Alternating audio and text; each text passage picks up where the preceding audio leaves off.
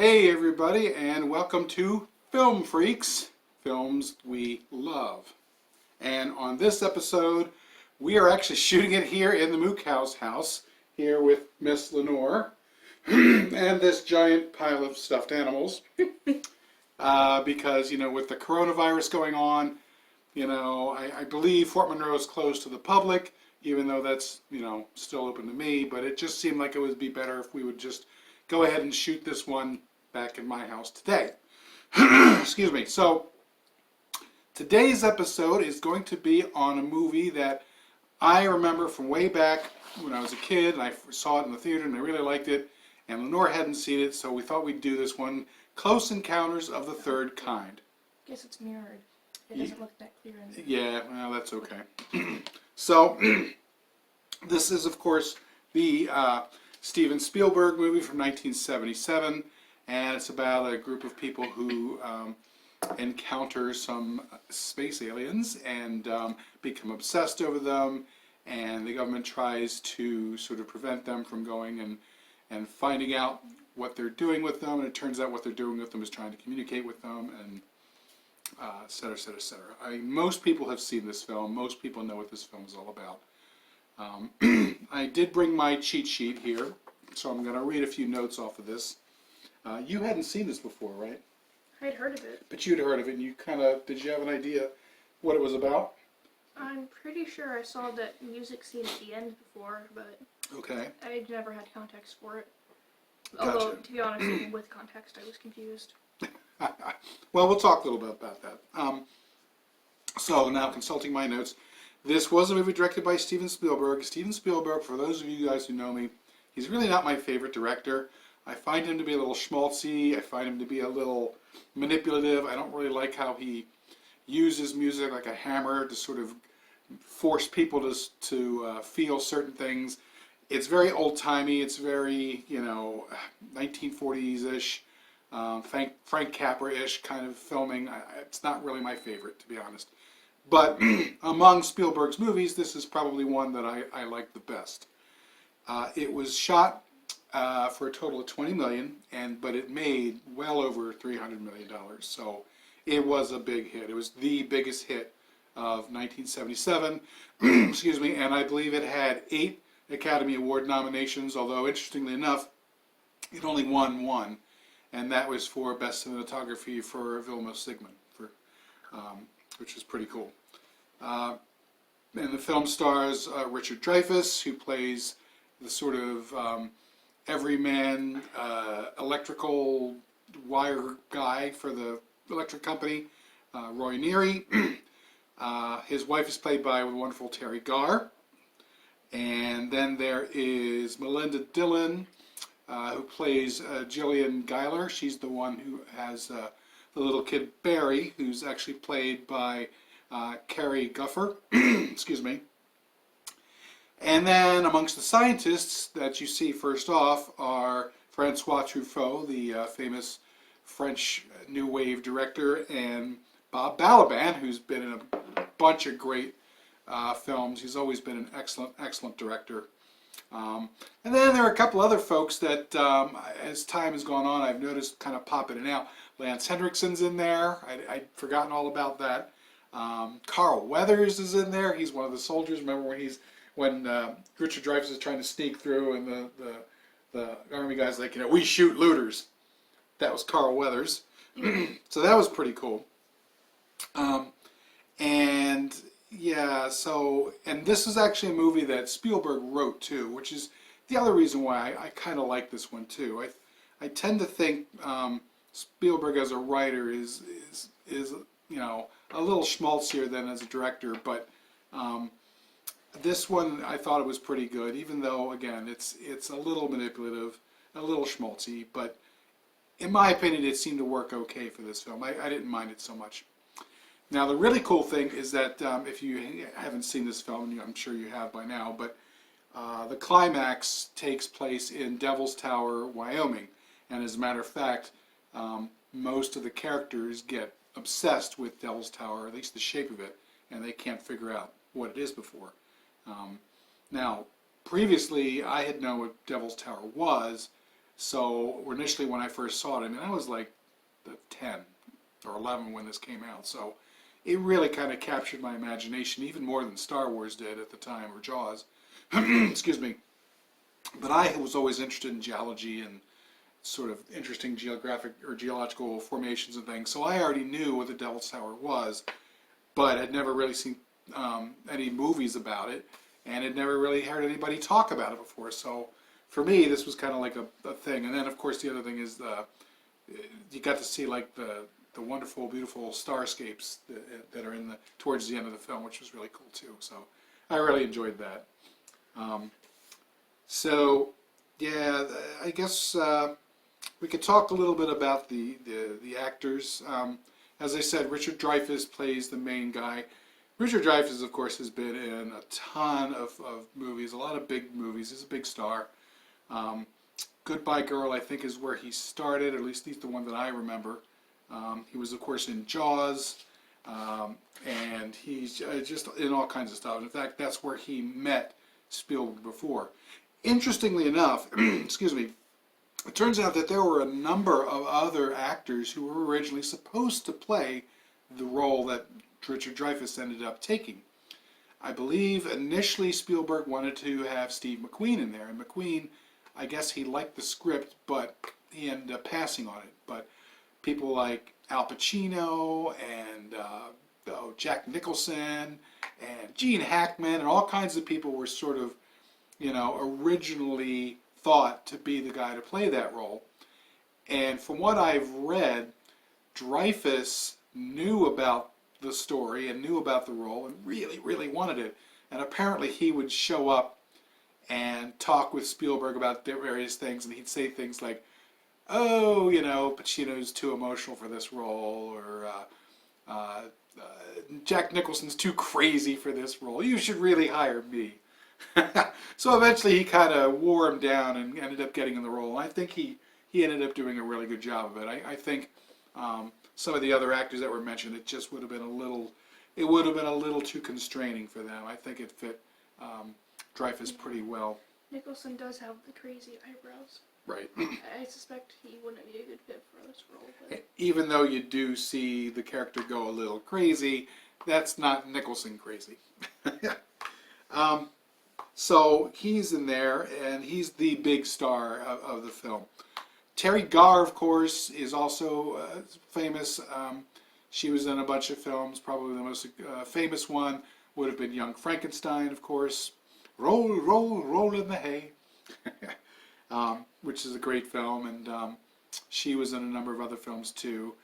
Interestingly, she wanted to play the lead female role, but ended up not getting it. That ended up going to Melinda Dillon.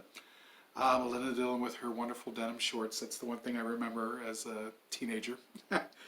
And she was in a number of films. She was in originally Bound for Glory, and the movie that I first saw her in was Slapshot, which was sort of a black comedy with Paul Newman about a hockey team and a bunch of thugs. It was pretty cool. She was also in Absence of Malice, and I think what she's probably most famous for, what most people remember her from, is she's the mom in Christmas Story. You remember Christmas Story with the set in the 50s where the kid gets his BB gun? You may not have seen it. It might be before your time, but it's like a big deal. Every Christmas it gets played forever. She's the mom in that. Bob Balaban has been in a ton of things. He was in Ghost World. He was in one of my favorite movies, Prince of the City, which I intend to do for Film Freaks at some point, maybe sooner rather than later. Just a whole bunch of things. He's just one of those guys, and whenever you see, he was in Waiting for Guffman. We did Waiting for Guffman earlier, so yeah, he was in that as well. He's just one of those guys, as soon as you see him, you know it's going to be a class act, because he's just one of those great, great actors. And of course, Francois Truffaut, who I think this was his only role that he ever acted outside of his own films. And it was the only one where he was speaking English, too, which was pretty interesting. The character that he was based on was actually a French scientist, so I believe this is another instance where originally I think Gerard Depardieu and maybe one or two other French actors was originally thought of, but then it ended up going to Truffaut, and I'm pretty sure it's probably because Spielberg was a big fan of Tarantula Truffaut. So, and I thought he did a very good job. Interesting, not every director can do a good job acting. I mean, it's not really the same thing, but some of them like to think so. So that's about it for those little bits and pieces. I guess, did you want to talk maybe about the story? Because I think you said you had some issues with the story. Try to encapsulate it as best you can. I guess it's just strangely low on action. There's a lot of build-up, and the climax is really late in the story. All right, talk about it from the beginning up through and see, we'll kind of go through it bit by bit. So it follows, the character Dreyfus is playing, and it follows the lead female character, who is a mom. Melinda Dillon. Melinda Dillon. And her son Barry. It follows them seeing a UFO and following it. And then they go kind of a little bit obsessively crazy over it. Just a bit. And half their faces are burned, sunburned. The wrong side, by the way, I'd like to point out. You noticed that, didn't you? Like when Dreyfus is in the truck, so there's a scene where he's been told to go out and fix this electrical issue because the UFOs are causing a power drain and it's causing everything to go haywire. So he's out in his truck and he's supposed to go and find this power station and fix the problem, and he gets lost. So he's driving around, he can't see a thing, he stops at a railroad station and he kind of puts it in park and he starts looking at maps. Then everything starts going haywire. The crossing light goes nuts by itself. The car turns on and off by itself. Things fly around. Things start to fly around, and everything. Floating a little bit at one point. Right, and then everything goes completely dark, and he has no idea. And then the lights overhead pop on. He has no idea, but of course that's scary as shit because if there's going to be lights, it's going to be behind you, not above. So out of curiosity, he sticks his face out. Because he's driving, he's on this side, he sticks his face out. Oh, I see what you mean. And then the light just kind of goes bzz, bzz, bzz, bzz. And then as it turns out, he's sunburned. Well, they show him with the sunburn on this side of the face when it should be the other side. This side, because if he's looking out, that's where it should be. So that is actually a continuity error. Where's that monkey? I think he's buried. There he is. Continuity for Steven Spielberg. Yeah. But a lot of people ended up seeing it kind of, maybe not as directly as they did. Right. And they show up again the second night to try and look for it. And instead it's a lot of helicopters. And then you get into this thing where the government's very much aware of these UFOs. And then there's the scene of they look like monks singing the same 5-note tune. Oh yeah, in India. And then they ask, where did this noise come from? And all of them point up in unison. That was cool. And a little creepy. And creepy. But then you get things like them matching hand signals to those notes, and then it cuts back to these people. Dreyfus's character is suddenly having a lot of marriage issues because he's become obsessive and weird. And he's dumping garbage into his kitchen. Yeah, so he gets fired from his job and he doesn't care. And then the wife says, I'm not getting a job, by the way. Which, to be honest, I don't agree with. You're a parent. If you have no income suddenly, you should be willing to get a job to get everybody on their feet. Especially because your kids are so flapping, obnoxious, and irritating. Yeah, the kids are irritating, but I think a big part of that is just that they're normal kids. I don't think they're kid actors at all. I think they're just normal kids brought on set. Possibly. I know the eldest son, I've seen him before. I didn't do any research on him, but I'm almost positive I've seen him before. But I think they made his kids a little too obnoxious. That's the other thing is, he's supposed to be the everyman, the guy who represents everybody else. But his marriage and his home life did not seem like anything. At least God knows. I hope it wasn't like that. It just seemed pretty awful. It seemed like he was trapped in an awful marriage. Yeah. So I didn't really like the wife. The kids were annoying, but I think a big part of that is because Spielberg has everybody talk at once all the time. So there's True. like 6 conversations going on at once. You can't follow anything. And I know that that happens in real time, but it happens 3 or 4 times in this film. But, like, when it happens in real life, people can selectively focus on what they need. You can't really do that when everything's being played at the same volume in a movie. It's tough. It's difficult, especially in a movie where there's a lot of moving parts like this one. But, he goes a little nuts. Initially, it's just him trying to sculpt this mountain out of his mashed potatoes. And then it gets weirder, because he does the same thing to the railroad toy track thing. And pillows. And pillows and so on. And then he goes outside and he digs up all the plants in the garden and steals wire from the neighbor's chicken coop and steals the trash can and tosses everything through the window after tossing bricks through it. Seems legit. Well, he's mumbling to himself and just acting bizarre. And then the wife gets all the kids in the car and says she's going to her sister's. Bye-bye. And to be honest, I'd say that's a justified reaction. Sure.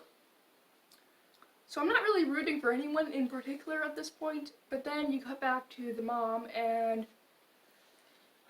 In the meantime, her kid's been taken.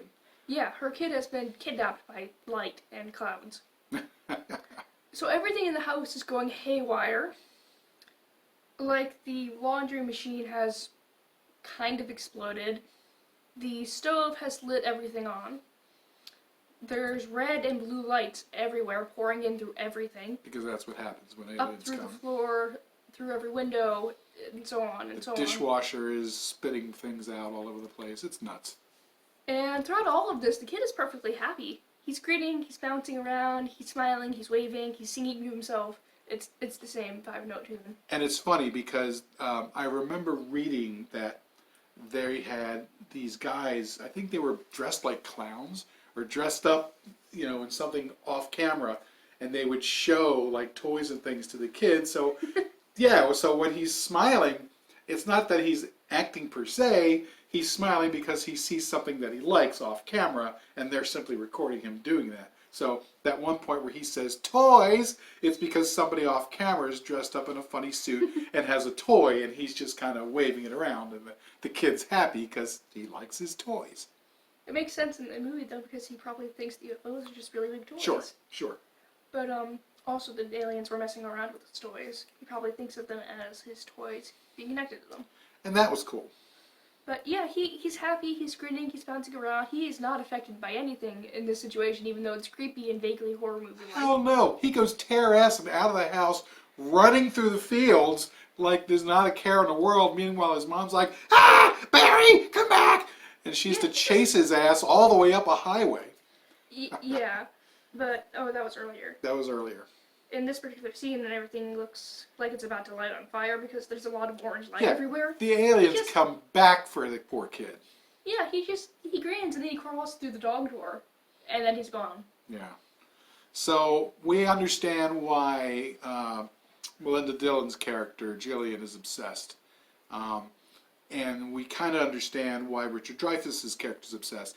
And roughly around the same time, right as he's losing his shit and dumping garbage in his kitchen, that's when the news report comes on talking about this release of nerve gas in Devil's Tower, Wyoming. So he sees it and has his aha moment roughly the same time that Melinda Dillon's character happens to be watching TV and has her aha moment. And it turns out that there are a number of people who had the aha moment because of the TV special, and they all converge onto Devil's Tower, where Melinda Dillon and Richard Dreyfuss meet up, and because they recognize each other from the previous times, and there are all these what they think are dead animals around the place, and it turns out it was just a sleep agent, and the animals are asleep, but you don't know that, and they certainly didn't know that. But they're one of a group of people who try to break in. They get caught. They get interviewed. They're trying to figure out what's going on. And Francois Truffaut's character and the scientist are genuinely curious about why they're there. They don't see it as a threat per se, as they're very curious as to what is driving the visions that these folks are having, whether there's a psychic connection. That's kind of the thing I was never really comfortable with, is this whole psychic nonsense. You know, I mean, I guess you could forgive aliens, but the whole psychic thing was a bit much. But you know, it's a fantasy, so I get it. So they're about to ship all of these people off, and that's when Richard Dreyfuss and Linda Dillon and some other schmuck escape and run off, and Bob Balaban sees them, Francois Truffaut sees them, and he just kind of smiles and lets them go. It's like, it'll be fine. And they run off, and they start climbing the mountain to get over because they're obsessed with this Devil's Tower, and then the army flies over in helicopters and starts sleeping them with this gas, and the unnamed schmuck gets caught, and Melinda Dillon and Richard Dreyfuss don't. They manage to climb over, and then that's when they get to the other side, and they see this whole open area that's full of floodlights and instruments and people scurrying around with equipment and stuff, and then they sit back and watch what happens, and that's when the scientists start doing their thing. They start trying to contact the aliens. They use the little organ with the light, and what happens from there? So they start trying to communicate through music. And this is the part that's really confusing me because I have no idea how they know what's being said or how to respond or how they're communicating, really. Well, I guess the key to that is the Indian priests. Remember, they were there going, they were singing the yeah, and then they were able to translate that into the notes. You see, it was D, E, C, C, G. Now, turning that into color, that's the part that always confused me. How did you know what color it is? I guess there's some kind of association with music and notes and color. I did not do any research on that. But apparently, I guess there is, and that's how they sort of learn. So I guess the aliens were sending out that signal in the hopes that humans could figure it out. And the Indian priests heard it and repeated it, not really knowing what it was. But the scientists managed to put it together, and that's why they had the organ and the light thing, and that's why they were playing it in such a way. And it just happened to be a night when I guess the aliens were coming and visiting there all the time as a way to try to communicate. And then, lo and behold, they could. But then why did they only visit during World War II and now? They're aliens. They do what they want. But, it's an alien thing. You wouldn't understand. Yeah. So then the one the size of a mountain shows up. Literally. Like, literally, it's the size of a mountain. Maybe a bit bigger. And it lands, and it releases all of these people that had been taken. And they're the World War II pilots, Navy crew, that kind of stuff. And then it's all the people that were recently taken, including the little boy. And a dog! And a dog. It was so cute. But, so the little boy reunites with his mom, and that's probably the happiest part of the movie. Right. And then Richard Dreyfuss's character just kind of gets... Oh, wait, no. The mom character, Melinda, and Richard's characters, they kiss. Which is confusing because Richard's character is married and has children. But he doesn't seem to care too much about that. Yeah, but she's pretty, so... I mean, it's not like Melinda's character would know that. They've only known each other for like 2 days. I know. Well, I guess they had gone through this experience together, so there's a closeness. The bond of war, so it is what it's usually called. But, yeah. Then Richard Dreyfuss's character just gets kind of pulled to the arm and said, "Okay, what's your blood type? Do you have any history of liver disease? Does anyone in your family have X, Y, or Z illnesses? Because if not, you're coming with us." Right. As it turns out, the scientists have been preparing a group of people. I don't want to call them astronauts, but that's kind of sort of what they are, or test subjects, or hostages, or something. But apparently, the whole point is they're trading like a couple dozen of these folks to get into these satiny red jumpsuits and go off with the aliens to God knows where. And Dreyfuss, I guess they felt that since he's got this special connection, that they're going to go ahead and toss him in that group too. Without training. Right. Or medical screening. Or even a bag of stuff. Yeah, all the others had bags of supplies with them. He had nothing but the clothes. Literally nothing but the clothes on his back. But not only is he okay with this, apparently the little aliens are okay. And remember, there are two kinds of aliens. There's the tall, thin one that right. creeps me There's the out. slender man who comes out, and he's like Yeah, I was so confused by that. It looked like he was wearing a tutu at first. I was like, what is that ballerina thing? And then out come the little gray guys, and they're all like little kids with long fingernails, and they're bald, and they're sort of scurrying back and forth. And then they walk over to Dreyfus' character Right. and circle around him and pull him into the They thing. clearly like him, so apparently it was destiny, and Yes, you will make a tasty snack. yeah, it could possibly. So he ends up going off with them, and I guess the others will go up with them too. Which And- really begs the question, if they took the humans with them, why didn't they leave any of their own behind? Well, yeah, maybe we're not ready for that, but they did leave us the other people who were there from the 50s behind. So they got their human upgrade, and Dreyfus was able to go on to something bigger and better than his crummy family, and Melinda Dillon's character gets her kid Barry back, and happy ever after the spaceship takes off. I guess the mom needs to get a job now. Yes, she does. Probably a new man. Yeah, that was one of my questions going into after the end is, what happens when the wife realizes that her husband has seemingly had a massive psychiatric break with reality, and then she returns home and the house is completely destroyed and the car is gone and there's no sign of him anywhere? Yeah, and I don't think that anyone's going to be telling her exactly what happened or where he is either. I mean, the cover story is probably going to be that he's just dead. Could be.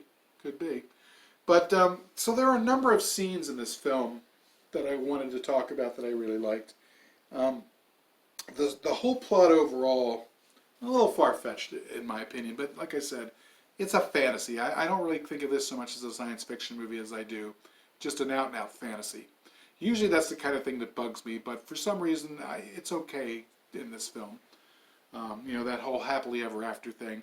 I like the idea, because this is usually when you have a movie, a science fiction movie, and you have aliens, they're almost always evil or aggressive or predatory, and you're always thinking that you're going to get killed. Well, it turns out these aliens are not. They're just interested in trying to communicate, and that's all they want to do. That brings up more questions. Not every species can see in the same color range, and not every species can hear in the same range, and for that matter, how did the aliens know that we could hear? Yeah, well, I don't know. I guess they made certain assumptions. So, yeah, they were definitely trying to communicate, and that was kind of nice. The government was trying to communicate with them. Again, most films earlier will be all about the government trying to blow the hell out of aliens and shooting them, and who knows, maybe there was some of that earlier. I don't know. They don't really talk about that, but it seemed like for the most part, the government, other than just keeping it a conspiracy and keeping it quiet, were trying to be friendly to the aliens. We're trying to communicate with them, trying to see what it is that they wanted, which was a nice change of pace. Wait, I have another question now. Sure. So if the aliens are trying to communicate with us, why was it on the humans to figure out how to communicate and not on the aliens to figure out how to communicate? I suppose because the aliens are already far more advanced than we are, and so in order to help us, to try to lift us up out of our savage mud puddle of a world, that they try to get us to learn up to them. You know what I mean? But they're the ones reaching out, and they're far more advanced. They should be well within their capabilities to work out our language. That's true. Our A language. I suppose. Again, this is a fantasy, so not all things are going to get wrapped up in a nice, neat bow. And looking back at this film, there are a lot of questions, a lot of issues that I have with it now that I was okay with way back when I first saw it, and less okay with now. But I don't know. I still like the film. But again, it's as usual with a Spielberg film. It's really all about the visuals. So there are certain visuals of the film that I really like. The repeating image of the tower is nice. There's a scene when it's just after the scene at the railroad station where Dreyfus's character has gone off and he's met all the people on the hill, and all of the little smaller alien spacecraft, they're buzzing around, and they're being chased by cops, and Dreyfus gets in his truck and goes off with them. And they all go flying across the state line into Ohio. And then they go off a cliff. And one of the cars follows. Yeah, one of the cop cars goes, ah! But it's a beautiful scene because the way that it's shot so that this whole big vista that you see. And I don't know if you ever see any of that really in Ohio. I don't know that there's too many, areas like that. But doesn't matter. You get this whole beautiful sky and vista, and then the lights all just kind of go up and then up into the clouds, and that was a really cool scene. I liked that a lot. Yeah. And then I really like the part where they first get over the Devil's Tower and they look down into the stadium and they see that big, huge, massive area that was all lit up, and then they turn on the landing lights to give it depth of to show that it's not just a flat surface. It's actually got some depth, so it goes. You see it light off into the distance. That was a cool shot. But yeah, so for me, this film is all about the visuals more than so much the story and the acting. The acting, I think, is really, really good. What were some of the parts of the film that you liked? I liked the aliens a lot. I liked the idea of how they were communicating, and actually this whole movie was about communication. Even though you didn't quite understand how it was going on? Yeah, it occurs to me this whole movie was about communication. Mm-hmm. It starts with people not having trouble talking to each other because one of them speaks French and the other speaks English, and they need a translator. And then it continues with them trying to communicate with the... I don't know what Indian monks would be called. Well, or swamis perhaps. But the thing is that while I understand you saying that, a communication has been made.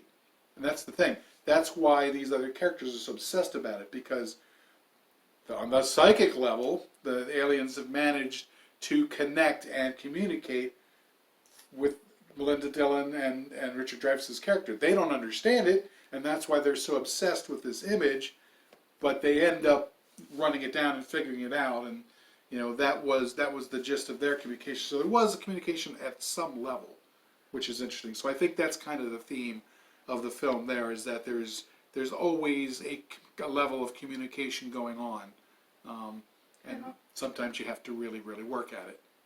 And on the other end, you have government officials lying to the public, and that's also a form of communication. Apparently a very effective form of communication, because the only people who ignore the lies are the ones who have aliens helping them out. Right, and it's funny because, it was so very different in the 40s and 50s, and even into the early 60s, everything was always very pro-government. And then Vietnam War happened, and assassinations happened, and Watergate happened, and, now nobody trusts the government, so this whole government conspiracy thing is a big thing, and especially these days, and Alex Jones made his whole career on that. But it's interesting to see an early version of that in 1977 in this film. Again, though, it's pretty benign. They're not trying to do something horrible and nefarious. They're just simply communicating with an alien species, and they don't want this to get out because it'll probably cause a massive panic and also freak everyone out. First two times the aliens showed up, people went missing. It makes sense that they don't want to clear out the immediate area. Right. So apparently they were grabbing folks a little here, a little there, I guess, because they need to do that anal probing, and gotta have somebody there. It's always that. You remember Cartman? He got his little probe. Mm-hmm. Oh, that's okay. So there were a couple of things I didn't care for.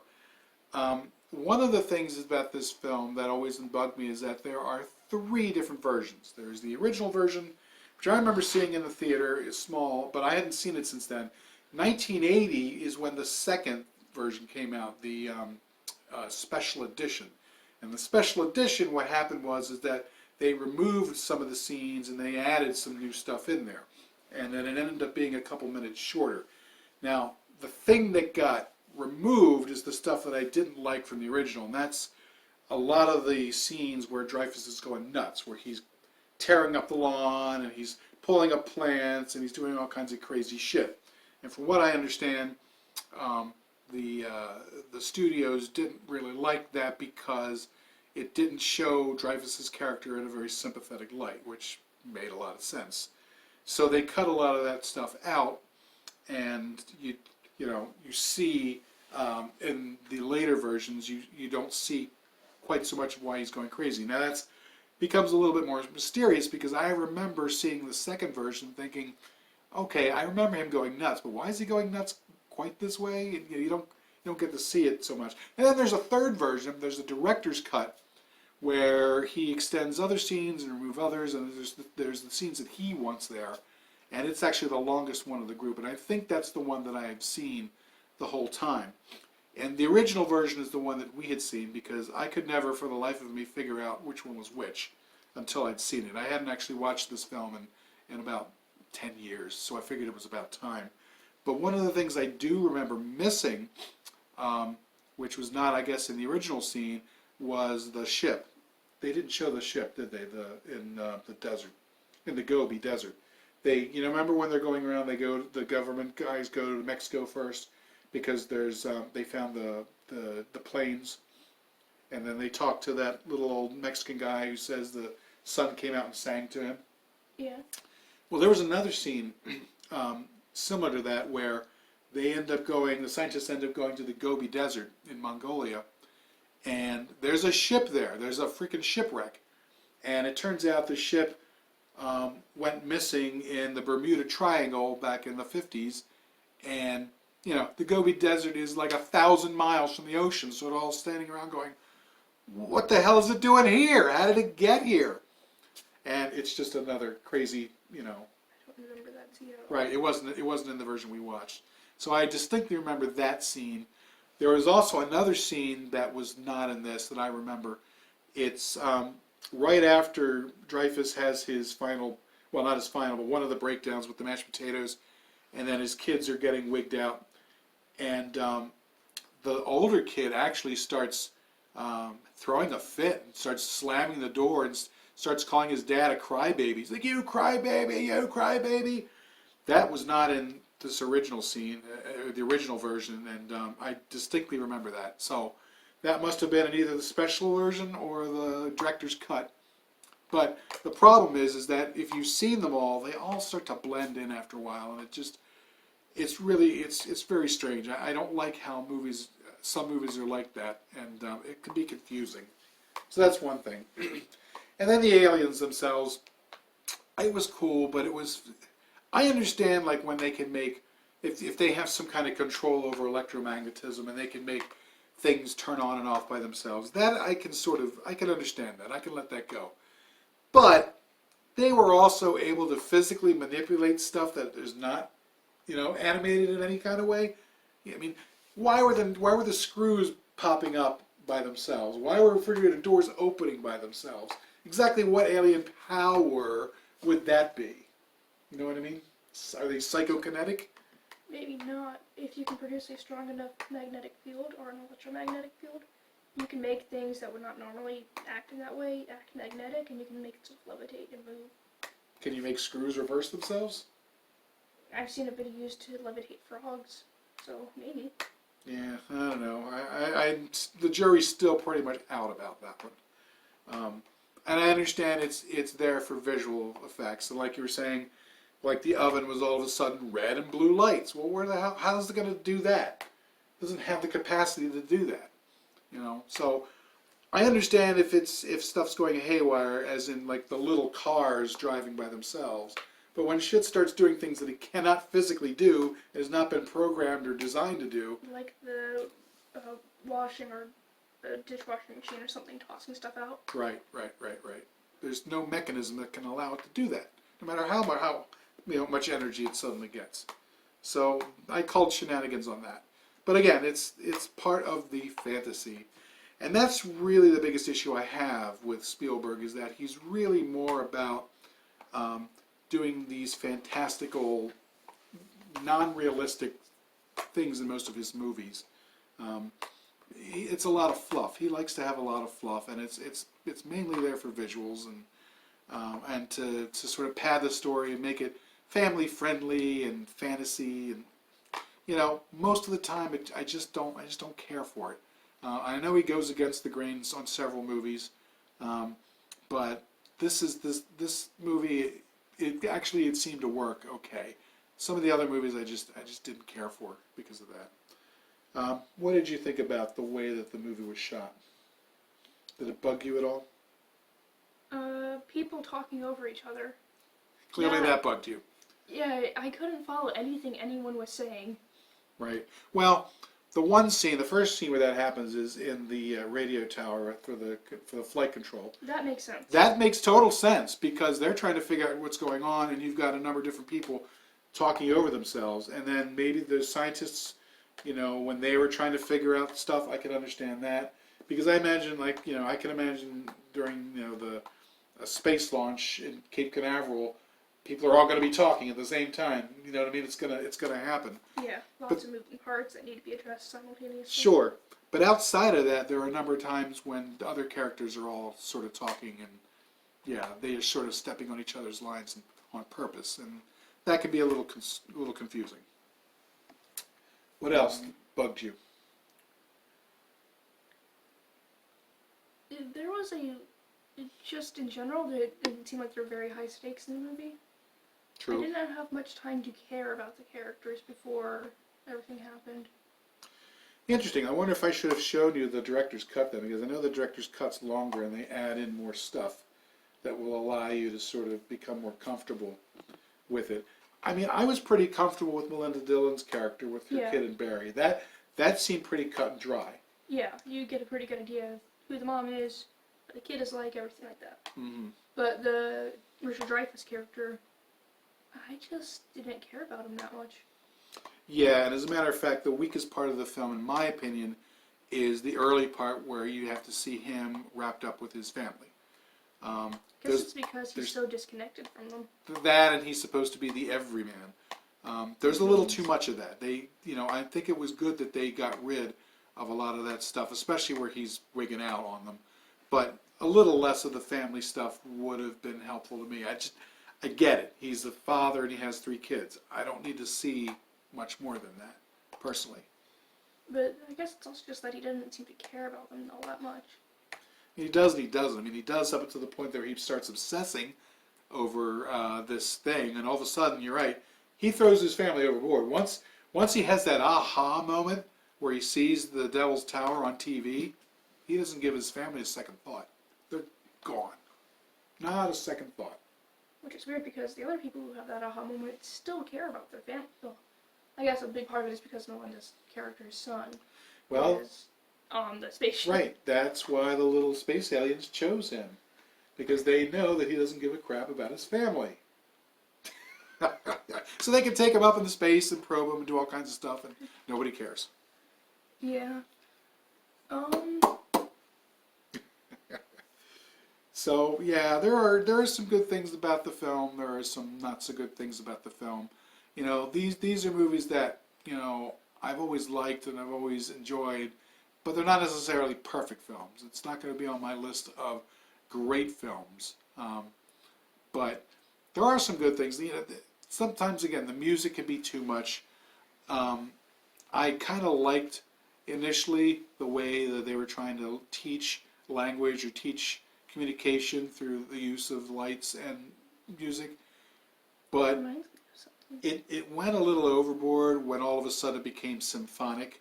Oh yeah, yeah. That was a bit much for me. That again, we're going from the believable into the fantastical, and once you do that, it undermines the story, in my opinion. It actually reminds me of I used to watch a lot of Discovery Channel as a little kid. And this was one of the things they were talking about as ways to communicate with alien races when you have seemingly nothing in common. And one of the things they proposed was using colored lights to communicate numbers and math. And then they said, this seems like a good idea in theory, but it really doesn't work. Because he said, for example, say red is 1 and blue is 2, and you combine them and you should get 3, which in our case is green, except when you combine them you get purple. Right. So you can't really add and subtract colors like you can numbers. No. So, I don't know. I don't know if that'll ever happen or if communication with aliens is ever going to happen. Do you believe in aliens? So you probably already know this. There's something called the Drake equation. Oh, yeah. Just given, well, for example, extraterrestrial proteins leading towards life have already been discovered.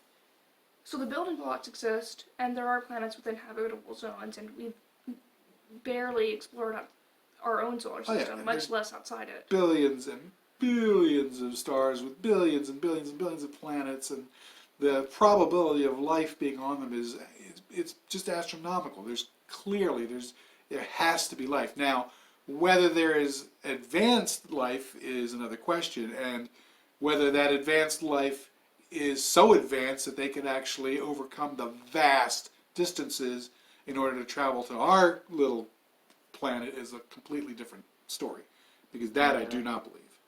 Yeah, so I'd be shocked if there wasn't alien life. Alien life that is so similar to us that we could reasonably communicate with them easily and they'd be relatively humanoid, I don't believe in. So you don't think there'd be little gray guys going after Richard Dreyfuss and bringing him up in their ship? No. Among other things, like, life on Earth all started from the same point under the same conditions, and we have humans and octopi, for example. Right. And octopi are pretty smart, too. Oh yeah, they're crazily smart. I heard the story about an octopus being fed shrimp, and one of the shrimp it was fed was bad. And the guy who was feeding him didn't know that until he went down into his office and sat down. And then he hears the door opening and he looks, and the octopus is there, and throws the shrimp at him, and then stalks out of the room and goes back to its It's exactly what I would have aquarium. done. So, not only is it intelligent, it was able to follow him, open the door, and had a human-like emotional reaction, and then went back. Nice. Meaning that it could also have escaped at any time it wanted to. Sweet. So yes, octopi are extremely smart. Mm-hmm. This is why I don't eat them anymore. Oh. Yeah, well, I understand that. But if life on Earth, the same relative origins as us, can be that alien, we have no way of even ever attempting to imagine alien life, truly alien life, Right. much less communicating. So like I said, this is pretty much a fantasy. There's really not a lot of well-grounded science in this. I will say that the film was chosen by the Library of Congress and added to the National Registry of Film because it was considered a very important film, and I totally understand that. And let's see if there's any other notes here.